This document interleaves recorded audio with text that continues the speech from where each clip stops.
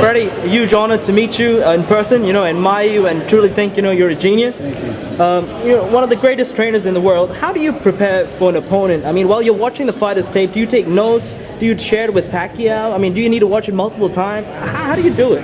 Multiple times is the key.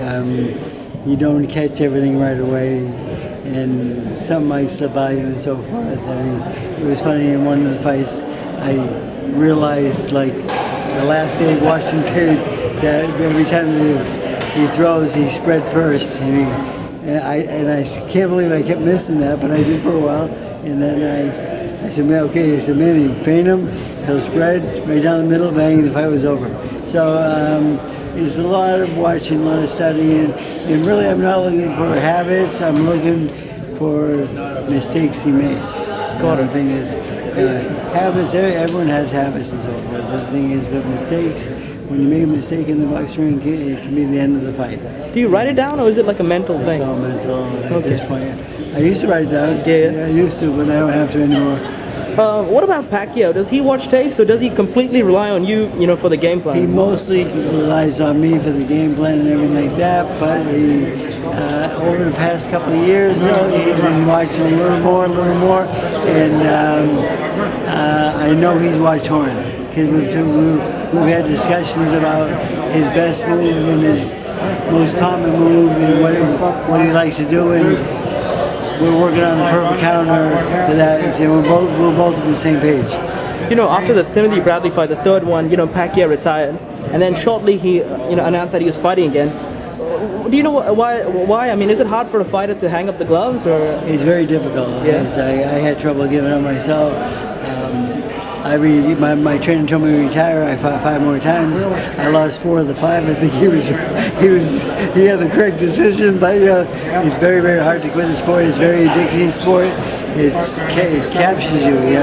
It's something I've done since I've been 6 years old. I don't know much else in life except for boxing. And this is what I do, and this is all I do.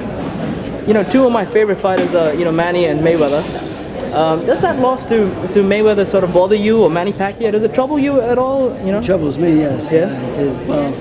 We couldn't have the game plan that I wanted because of the injury going into there. But again, I thought maybe we should cancel the fight, but a lot of people thought otherwise, because it might never happen and so forth.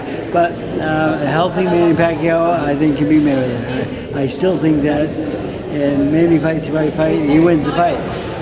This is the 34th fight with Pacquiao. You both have a special bond of respect and trust. It's one of the greatest partnerships in history. Can you talk about that bond you share with Pacquiao? We have very, very good bond and very respectful to each other. Someone told me one time, "You still father-son relationship?" I said, "I don't think so anymore." He said, "How come every time he plays basketball, when he makes a basket, he looks at you?" I says, "I didn't notice, but he does. He still wants my approval." So we are very close. My last question, I'm from New Zealand, and our champion over there is Joseph Parker. Yes. Have you heard of him? Do you know much about him? Oh, I know Joseph Parker, because Andy Ruiz is one of my old fighters. Oh, okay. Andy, yeah, that's right. I remember that. So I remember going in that fight. Ruiz, he trains in Las Vegas now. He doesn't train with me anymore, but he's a good friend, and he was always a good student. And he's actually a much better fighter than people give him credit for. Can he beat Anthony Joshua? No, not at this point. I think since that one fight, I know his trainer is a good trainer and something like this, but I think he took him as far as he can take him. It's like when he had the good puncher, David Tua. Yeah. He took Tua as far as he could. I mean, the thing is, I think he needs someone to take him to the next level. Okay, so you think it needs a bit of a change? I think he does. I do. But that's just looking at the inside from the outside in and so forth, and I'm not judging anybody. But he's definitely a good fighter, yes. But so with a change of trainer? At this point, I don't think he'd be part of Joshua. Okay. I like Joshua a lot. I think Joshua,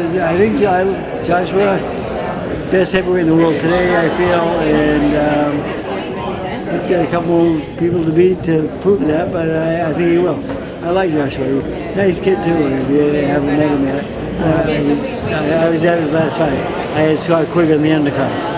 Oh, really? Okay. Right Did you like before. that fight? Oh, it was great. It was great for boxing, wasn't it?